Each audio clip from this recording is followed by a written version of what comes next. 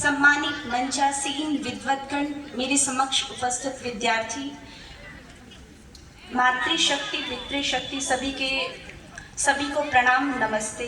मैं अंशिका आर्या गांव कालवा की बेटी आज आपके समक्ष अपने विचार प्रस्तुत करना चाहती हूँ। आस्था है, विश्वास है, सम्मान है नारी, हर नाव को पार लगाती पतवार है नारी, बांधे एक डोरी से सारा परिवार है नारी, जीवन का हम सबके आधार है नारी। विचार कीजिए, नारी पर चर्चा करना क्यों आवश्यक हो जाता है?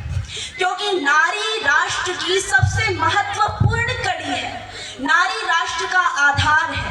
माता निर्माता भवति, माँ निर्माण करने वाली होती है। वो जैसा चाहती है, जैसा वो चाहती है वैसे शिशु का निर्माण करती है, वैसे संतान का निर्माण करती है, वैसे समाज का निर्माण कर सकती है और वैसे ही राष्ट्र का निर्माण कर सकती है।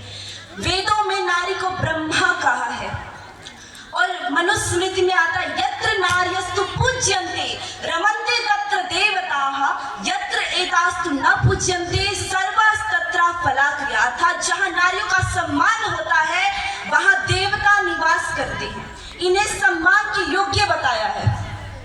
और हम देखते भी हैं नवरात्रों के माध्यम से नारी के 9 स्वरूपों की पूजा होती है।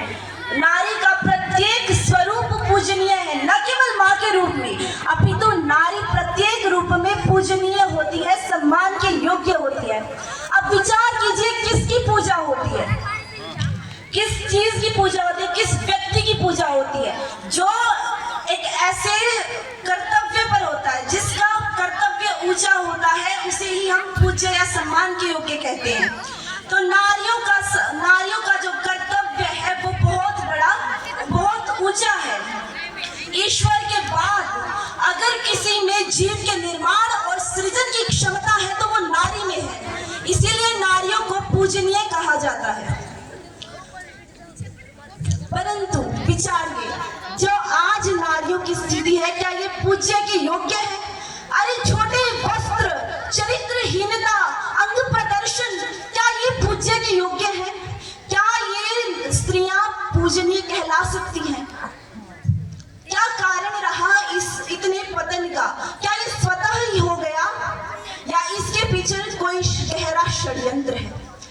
ये बहुत गहरा षड्यंत्र है कि नारियां अपने व्यक्तित्व से गिरती जा रही, अपनी संस्कृति से, जो उनके दायित्व से उनसे गिरती जा रही है और चरित्रहीनता, अंग प्रदर्शन ये अपनाती जा रही है। उन्हें छोटे वस्त्र पहनने में गर्व अनुभव होता है।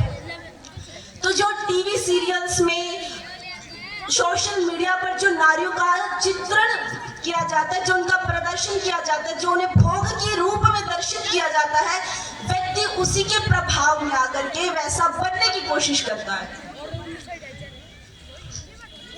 जो नारियों को छोटे वस्त्रों में दिखाया जाता है, जो सूट सलवार में होंगी उन्हें कैसे दिखाया जाता है कि ये आउटडेटेड है, और जो छोटे कपड़े पहन रखे उन्हें मॉडर्न दिखाएंगे, एजुकेटेड दिखाएंगे। तो यहाँ से ही हमारे मनोवैज्ञानिक रूप से हमारे विचारों को दूषित कर दिया जाता है कि छोटे कपड़े पहनने से हमें ज्यादा प्रशंसा मिलती है, ज्यादा हम नॉलेजेबल लगते हैं। पर ये पूरा समाज भी उसको उसी दृष्टि से देखता है। अगर जो सूट सलवार में है कोई अपनी संस्कृति का प्रदर्शन कर रही है, उस स्त्री को इतना सम्मान नहीं दिया जाता। जो एक सदगृहस्थी है, सदगृहिणी है, उसे भी उस सम्मान की दृष्टि से नहीं देखा जाता, जिसके कारण महिलाएं, नारियां ऐसा बनने के लिए मजबूर हो गई है। अगर नारी को संस्कृति, संस्कार, परिवारों से तोड़ दिया जाए तो राष्ट्र स्वतः ही बिखर जाएगा, क्योंकि नारी आधार है राष्ट्र का। यह इतिहास का सबसे बड़ा षड्यंत्र है कि नारी को उसकी वैदिक शिक्षा से, उसके आचरण से, उसके कर्तव्यों से अलग किया जा रहा है। क्योंकि षड्यंत्रकारी जानते हैं कि नारी वह शक्ति है जो इस समाज को, इस भारतवर्ष को विश्व गुरु बनाने के बीज को बार बार बो सकती है।